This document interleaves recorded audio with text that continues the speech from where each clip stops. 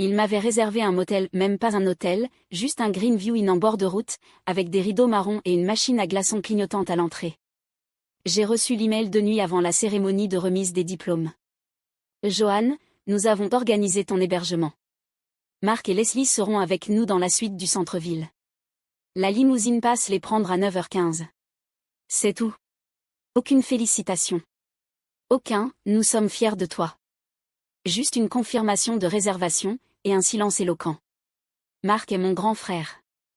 Leslie est sa petite amie ou sa fiancée, je crois maintenant. Il est devenu associé junior l'an dernier dans un cabinet de taille moyenne à Boston. C'est le genre de réussite que mes parents, Richard et Linda Whittaker, savaient fêter. Propre, traditionnel, facile à vanter. Le droit, c'est parfait pour quelqu'un qui se marie avant 30 ans. Il cochait toutes les cases. Moi, j'ai quitté le programme de droit en 2e année et j'ai opté pour les systèmes computationnels et le commerce appliqué.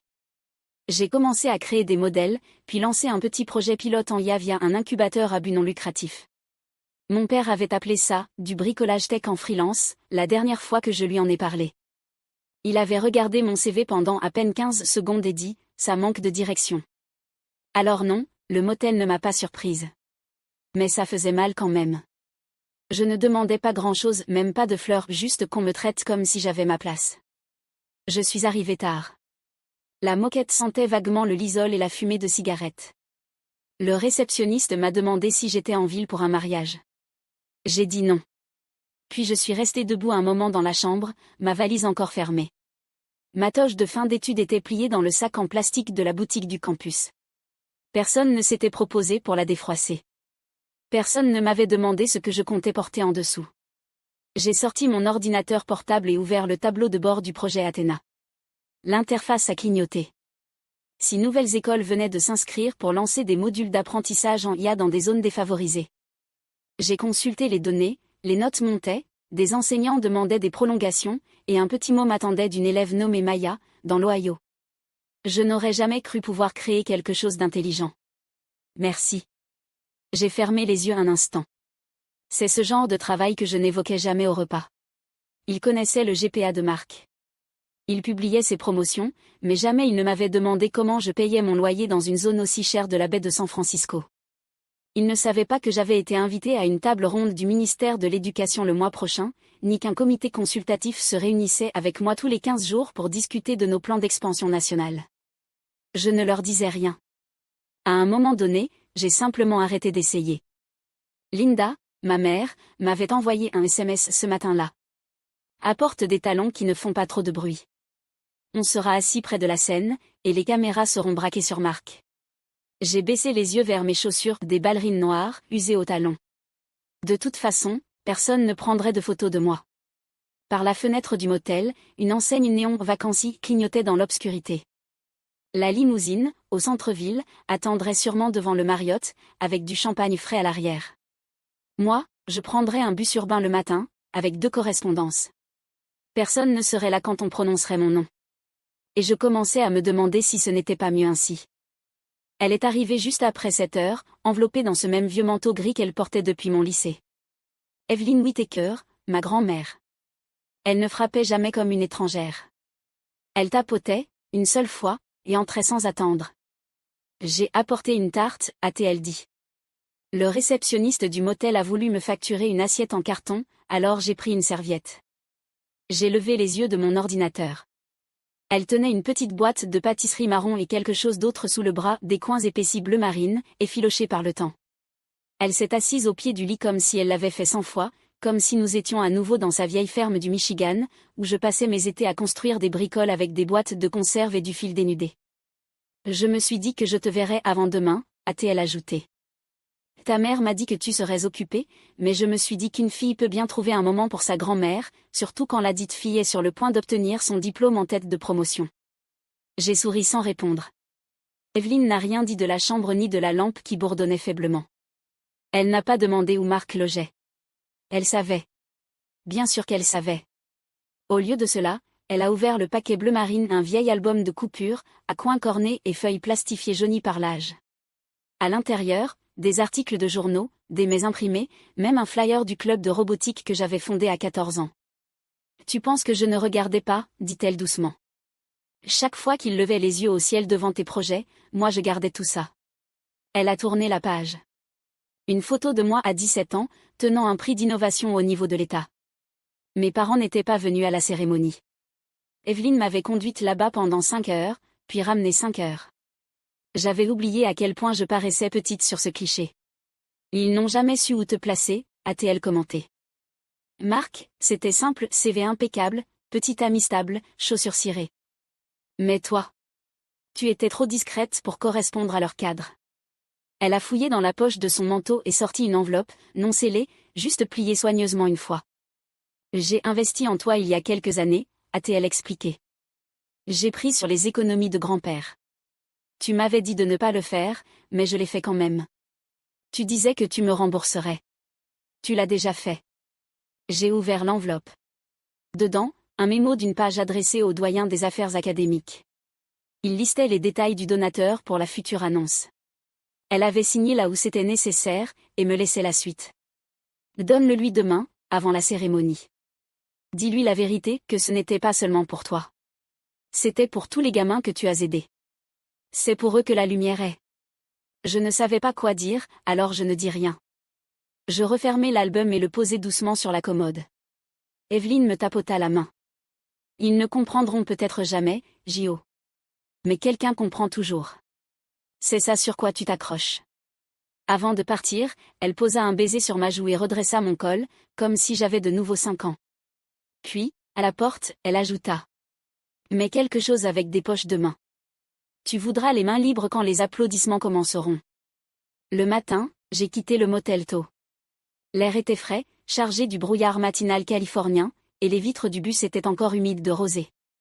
J'avais moi-même repassé ma toge, l'étendant sur le lit du motel, la lissant à la vapeur de la douche. C'était le plus près du « soigné » que je pouvais atteindre. La robe que je portais en dessous était une vieille robe cintrée bleu marine achetée en solde l'été précédent. Elle m'allait toujours. Evelyne m'avait proposé une de ses broches, mais j'avais refusé. Je ne voulais pas revêtir l'histoire de quelqu'un d'autre aujourd'hui. Sur le campus, l'effervescence avait déjà commencé quand je suis arrivée. Des familles s'entassaient sous des tentes blanches. Les appareils photo crépitaient. Les pères en blazer pointaient les bâtiments comme s'ils les avaient eux-mêmes fréquentés. Je gardais la tête baissée, dépassais les étals de fleurs et les stands de café. Les diplômés se rassemblaient près du hall administratif, les toques à moitié ajustées, les nerfs à vif. C'est alors que je les vis. Richard, mon père, ajustait les boutons de manchette de la chemise de Marc. Linda était à côté, remettant un cheveu en place de Leslie et ôtant du bout des doigts de la robe pastel un faux pli. Marc se tenait droit dans sa toge, exactement comme ils avaient toujours voulu le voir lisse, encadré, facile à comprendre. Je restais un moment derrière un groupe d'étudiants et les observais à travers la pelouse. Ils ne m'avaient pas vu, ou s'ils l'avaient fait, ils ne m'avaient pas reconnu. Juste une diplômée parmi d'autres dans cette mer de toge. J'aurais dû m'y être habituée, pourtant j'ai ressenti une pression vide dans la poitrine, cette vieille douleur d'être proche sans appartenir. Quelqu'un toucha mon coude. Le professeur D'Angelo, chef du département des systèmes appliqués. Il sourit. Johan Whittaker, dit-il chaleureusement. J'espère que tu as laissé de la place sur ton CV pour une ligne de plus. J'ai réussi à rire. Ça dépend. Est-ce que le bureau doyen Weller utilise toujours Times New Roman, taille 12 ? Il a ri avec moi puis s'est penché. Tu as fait du bon boulot. Ne laisse personne aujourd'hui t'en faire oublier. J'ai hoché la tête, la gorge trop serrée pour répondre. Alors que nous nous mettions en file pour la procession, j'aperçus les places VIP. Ma famille était déjà installée au premier rang, section centrale. Une pancarte plastifiée portant « Whittaker » en lettres grasses reposait sur la chaise entre mon père et Marc. Je ne savais pas si elle m'était destinée. Probablement pas. Une petite fille, peut-être 10 ans, était assise juste derrière eux. Elle balançait les jambes et serrait contre elle un programme. Sa mère lui murmura quelque chose à l'oreille en désignant la scène. La fillette me regarda. Je lui souris. Elle me fit un signe de la main. Puis la musique démarra. Nous avancions 2 par 2, la ligne s'étirant comme une respiration lente et délibérée. Je gardais le dos droit, les pas réguliers, le regard fixé droit devant. Je ne les regardais pas en passant. Je n'en avais pas besoin. Je savais qu'ils ne me regardaient pas. Je trouvais ma place deuxième rang, côté cour. Une bonne place, mais invisible pour eux depuis leur angle. Je gardais l'enveloppe qu'Evelyne m'avait donnée dans la poche de ma toge. Elle semblait plus lourde que son poids réel. Le doyen s'avança vers le podium, accueillit l'audience, remercia les familles. Je jetai un œil autour de moi. Je pouvais nommer la moitié des entreprises affichées sur les bannières suspendues au-dessus du terrain. Certaines m'avaient proposé un emploi. D'autres, j'y avais déjà travaillé. Je n'avais répondu à aucune offre. Je cherchais Evelyne du regard, mais ne la vis pas encore. Elle n'était pas du genre à rester assise. Je l'imaginais faisant le tour du périmètre, observant la mise en place, trouvant le point de vue parfait. Un nom après l'autre était lu, suivi d'applaudissements polis. Mes mains étaient croisées. Mes épaules détendues. Pour une fois, je n'attendais pas que quelque chose tourne mal. Plus maintenant. J'attendais simplement que quelque chose commence. Le soleil perça à travers les nuages juste au moment où le doyen Weller retourna au podium. Il s'éclaircit doucement la gorge, une petite pause plus efficace que le micro pour faire taire la foule. Le rythme des noms et des diplômes avait plongé l'audience dans une attention tranquille. Mais maintenant, son ton changea.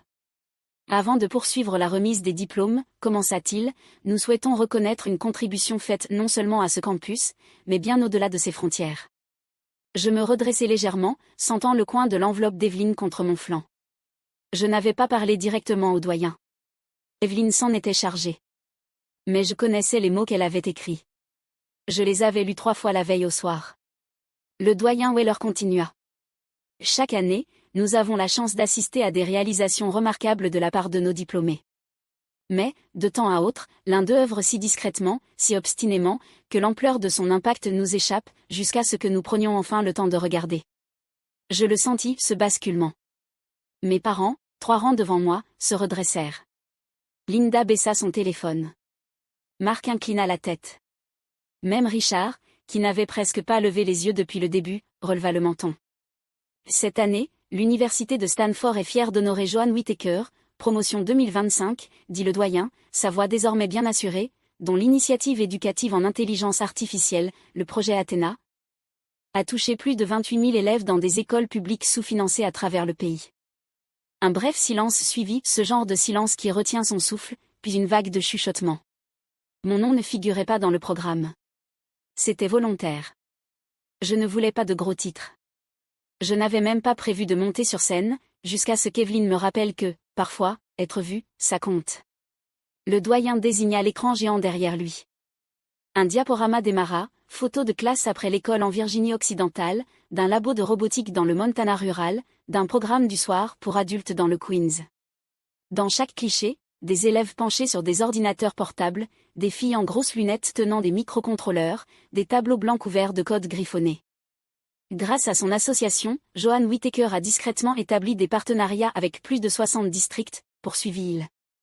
Elle a conçu un programme accessible d'IA pour des communautés souvent exclues, formé des centaines d'enseignants d'écoles publiques, et mis en place un modèle reproductible, aujourd'hui adopté dans 4 autres pays. Je sentis l'air changer. Je ne regardais pas ma famille. Pas encore. Le diaporama passa à une photo que je n'avais jamais vue, moi, accroupie à côté d'une petite fille de 10 ans, toutes deux riant devant un robot qui venait de rater sa démonstration. Je me souvenais du moment, mais pas de la caméra. Plus tôt ce printemps, dit le doyen, Joan est devenue la donatrice principale anonyme de notre nouveau collège des futurs appliqués, consacrant son soutien à une éducation technologique inclusive. L'aile qui ouvrira l'an prochain portera son nom. Les applaudissements commencèrent à monter. Je me levai lentement. Ce n'était pas un réflexe. C'était un choix. Quand je montai sur scène, le vent souleva légèrement ma toge. Mes talons claquaient sur l'estrade. Je sentais chaque pas.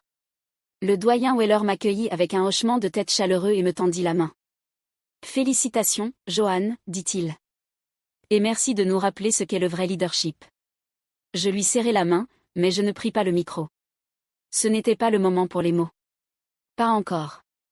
Depuis la scène, je regardais enfin l'audience. Richard était figé, une main à moitié levée comme s'il avait voulu applaudir mais avait oublié comment. Linda serrait le programme de la cérémonie si fort qu'il s'était plié en 2. La bouche de Marc était entr'ouverte, mais aucun son n'en sortait. Je cherchais plus loin, jusqu'à ce que je la voie.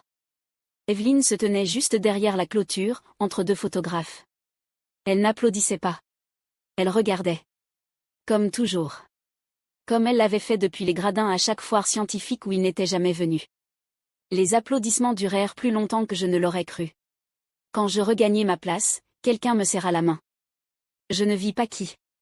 Ce n'était pas important. Ce qui comptait, c'était le silence qui suivit, quand ma famille ne pouvait plus faire semblant de ne pas avoir vu.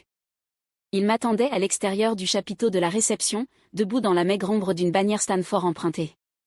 Richard fut le premier à parler. Je ne savais pas.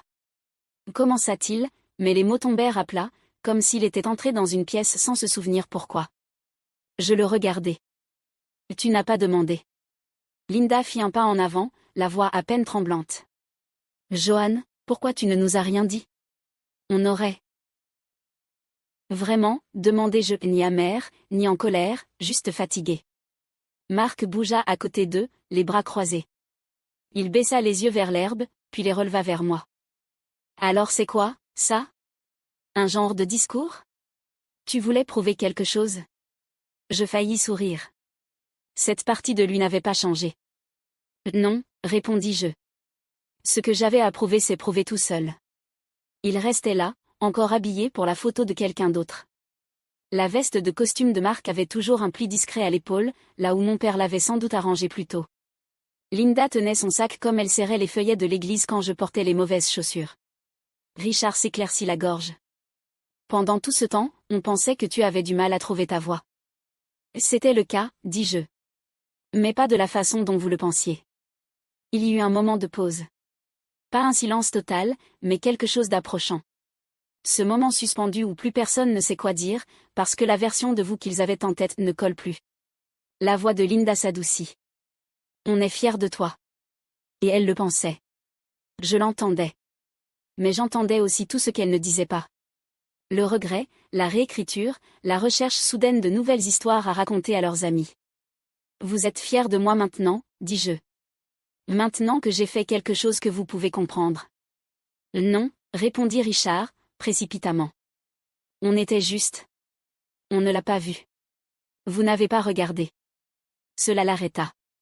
Juste un instant. Mais je vis que c'était tombé juste. Marc reprit enfin, d'une voix plus basse. Tu diriges un genre de programme pour enfants? Un truc STEM? Ça s'appelle le projet Athéna, dis-je. Ce n'est pas un truc. Ce sont des écoles dans les écoles. Des partenariats, des formations, des avenirs entiers. Mais je ne m'attends pas à ce que tu saches ça. T'étais trop occupé à lire les résultats du ISAT. Il ne répondit pas. Je ne m'attendais pas à ce qu'il le fasse. Derrière eux, je vis un groupe d'enseignants et d'élèves se rassembler près du stand de presse. Quelqu'un me fit signe. L'histoire continuait déjà sans eux. Je réajustai la sangle sur mon épaule et fis un pas en arrière. J'ai une autre réunion, dis-je. Mais si vous êtes encore en ville ce soir, je serai quelque part où ça vaut la peine d'être. Puis je me retournai. Aucun d'eux ne m'appela. Et pour la première fois depuis des années, je n'espérais pas qu'ils le fassent. La route serpentait le long de la lisière des arbres, juste avant que le lac n'apparaisse. Je connaissais chaque virage, chaque pente de gravier. Le vent qui venait de l'eau sentait le cèdre et les étés sur la véranda moustiquaire de mon enfance. Je me garai dans l'allée de gravier, sous le vieux chêne. La maison avait la même allure, volets blancs, peinture écaillée sur les marches, toit un peu incliné au-dessus de la fenêtre nord. Ce qu'il ne verrait pas s'il prenait jamais la peine de regarder, c'était tout ce qu'il y avait derrière. 3 ans plus tôt, je l'avais racheté discrètement. Après qu'un avis de saisie bancaire eût été publié, j'avais fait une offre au nom d'une fiducie. Personne dans la famille ne l'avait remarqué ou alors, personne n'avait posé de questions. À l'intérieur, tout avait changé. La salle à manger était devenue un atelier avec des tables pliantes et des kits de soudure. L'ancien salon du fond était un espace d'apprentissage. Les murs couverts de tableaux blancs, des livres sur les circuits et l'éthique rangés sur des étagères ouvertes. Le canapé grinçait toujours au même endroit. Je traversai la maison en silence, ouvrant les fenêtres pour laisser entrer la brise du lac. À 17h, elles commencèrent à arriver. Pas la famille, les filles. Des élèves de 4e de Flint, une lycéenne de Détroit qui avait passé le semestre à construire son propre module de synthèse vocale. Quelques enseignants, des bénévoles, Aaron, ma coordinatrice, qui avait pris le dernier vol depuis Seattle. Elles ne posèrent pas de questions sur la cérémonie. Elles savaient déjà. Aaron me tendit une tablette avec les derniers résultats de sondage. Les taux de rétention en Oklahoma ont doublé depuis qu'on a ajouté les modules bilingues, dit-elle. Et ton idée d'adapter les formations pour les grands-parents aidants? Ça fonctionne. Je hochai la tête. Bien. Pas besoin de scène. On avait une longue table pliante couverte d'assiettes en carton et de sandwichs. Evelyn arriva avec des barres au citron qui ne s'étaient même pas effondrées dans le plat. On mangeait sous les guirlandes lumineuses que j'avais accrochées 2 étés plus tôt à piles, jaunes doux, tressées dans les poutres comme des lucioles qui avaient décidé de rester. Une des filles demanda si elle pouvait me montrer son nouveau prototype, un petit robot qui suivait les commandes vocales et s'illuminait lorsqu'il recevait des encouragements. Il aime les compliments, dit-elle. Je souris. Moi aussi. Plus tard, je me tenais au bout du quai. Le lac était calme, le soleil se fondait derrière les arbres au loin. Aucun appel. Aucun message. Pas d'eux. Et curieusement, je ne ressentais aucun vide. La maison était silencieuse maintenant, mais pas vide. Cet endroit avait autrefois été vendu comme sans importance. Il contenait maintenant plus que jamais. Je laissai un mot à la réception de leur hôtel. Juste une carte, pliée une fois, glissée dans une petite enveloppe avec mon écriture sur le devant. Dîner. 19h. La maison du lac. Pas d'adresse. S'il voulait venir, il se souviendrait d'où c'était. À 18h30, je mis la table sur la terrasse arrière. Rien de fancy, juste du poulet rôti, une salade, une carafe de thé glacé. Evelyn m'aida avec les serviettes, les pliant comme sa mère le lui avait appris. Le soleil restait bas au-dessus de la cime des arbres quand les phares tournèrent depuis la route. Ils étaient venus. Pas tous en même temps, pas en disant grand-chose, mais ils étaient venus. Richard sortit le premier, regardant autour de lui comme s'il ne reconnaissait plus l'endroit. Ce qui était vrai. Linda suivit, ajustant la lanière de son sac, les yeux attirés par les fenêtres illuminées. Marc arriva le dernier, plus lentement, toujours dans la même veste qu'auparavant. Je les accueillis en haut des marches. « Contente que vous soyez là, dis-je. » Ils ne répondirent pas tout de suite. Avant qu'on entre, je me tournai vers Marc. « Si tu te gares ici, mets la voiture derrière, dis-je doucement. Les filles laissent leurs panneaux de foire scientifique sécher devant. Elles seront là demain. » Il cligna des yeux. Je n'attendis pas sa réponse. En franchissant la porte moustiquaire, j'entendis Evelyn derrière moi, sa voix si douce que j'aurais presque pu ne pas l'entendre. « Tu ne l'as pas perdu, dit-elle. Tu ne regardais juste pas,